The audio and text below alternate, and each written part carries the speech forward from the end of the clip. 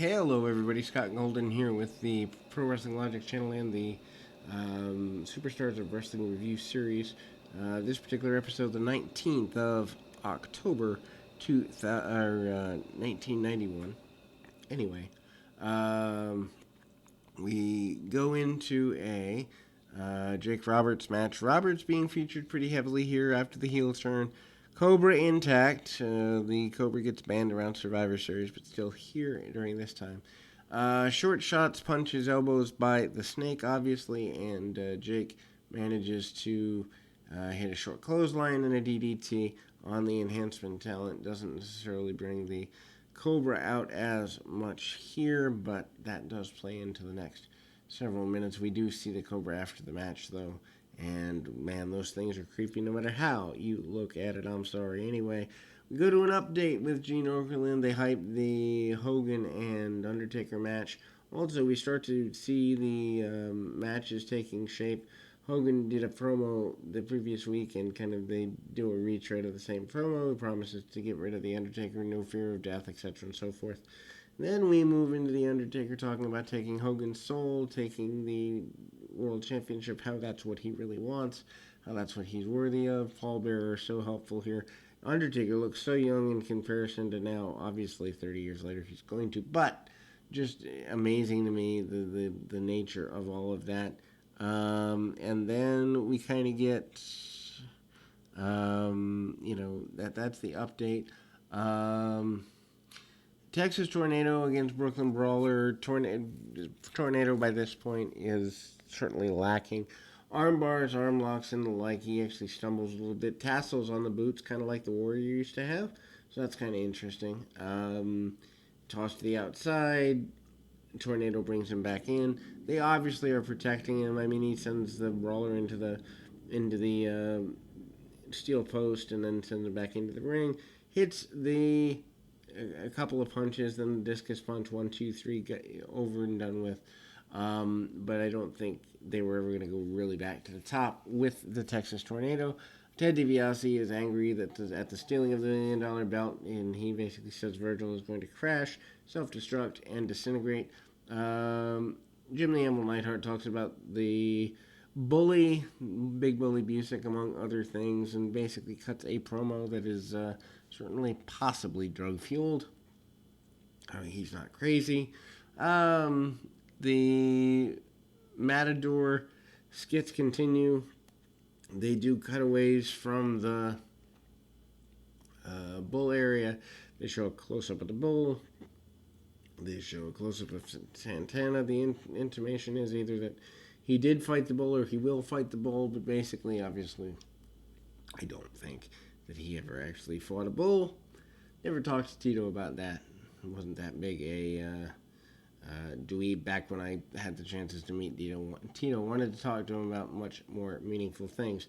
Anyway, natural disasters are up next, and Earthquake is prowling around, hits a pretty, basic set of shots in the corner and the like, drives the shoulder, that sort of thing. Power slam by Earthquake and cuts off for Typhoon. Typhoon manages to hit a few splashes in the corner, as does the Earthquake. Double splash in the corner seems a pretty big thing at the time. Both enhancement talents get taken to town. Power slam by the Earthquake, as I mentioned before. And then the combination of the Earthquake vertical splash and the horizontal Typhoon splash. 1, 2, 3, and match is over. We go to the event center. They're hyping, I think there's a rerun of the British Bulldog promo where he talks about wanting to take on the Big Bully Busick, not liking bullies and the like. And then we go to Ric Flair in a rare television match. Flair in the green and yellow robe. Nature Boy, anybody that's followed Flair's career for a long time has seen this robe. Flair, as always, does what he can. He does protect himself pretty well in these enhancement talents. Flair with a drop toe hold takedown. So it shows some wrestling acumen. Drops the knee across the bridge of the nose, as Ric Flair is wont to do. Actually, I don't know what match they had before, but there seemed to be some weird shadows in the ring during this match. Flair, of course, makes quick work and locks on the figure four, gets the submission, and Flair is pretty unstoppable. Still allowed to wear the World Heavyweight Championship of what then was the NWA.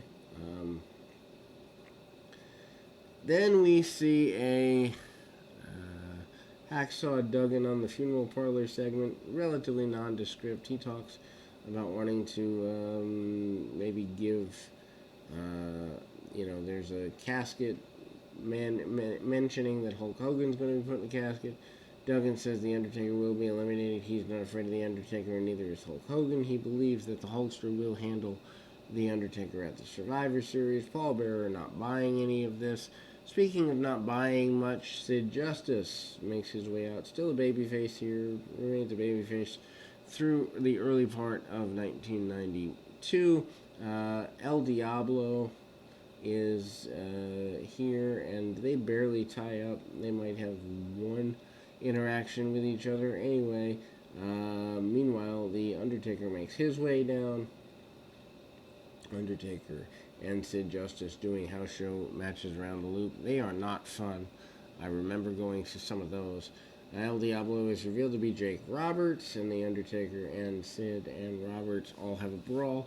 Roberts, takes off the El Diablo hood, chokes out Sid Justice, and basically lays him out. Hits a DDT on him. Hits a briefcase. The intimation of putting Sid in a casket's a pretty big deal here. And basically, that's just the way it goes. Jake tries to use the Cobra. Jim Duggan makes his way out to make a save. Kind of an alignment of odd bedfill of baby faces or something such. Anyway, the Rockers out. We haven't seen them in a few weeks, but they continue to be a major team. The continuation of their heel turn probably in the next couple of weeks. As we go to Survivor Series, of course, Michaels turns, I think, in December. So it's coming. Jannetty and Michaels, though, don't really show signs of it here. Drop toe holds, arm drags, super kicks, and punches from the top for the like.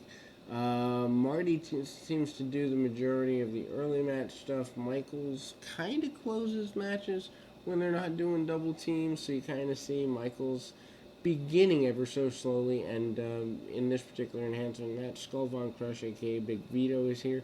But you see Michaels starting to come into his own ever so slightly if you're looking for offensive overlay. Sergeant Slaughter with another promo, begging for his country back, standing in front of some monuments, and then the Berserker says, with a sword in hand, that Fuji is the only one that can control him. That's kind of scary. Big Boss Man talks about wanting to eliminate IRS and being tired of being called a tax cheat by IRS, and the Boss Man says he will brandish his version of justice. And that will close us for this particular week. We'll be back with more right after.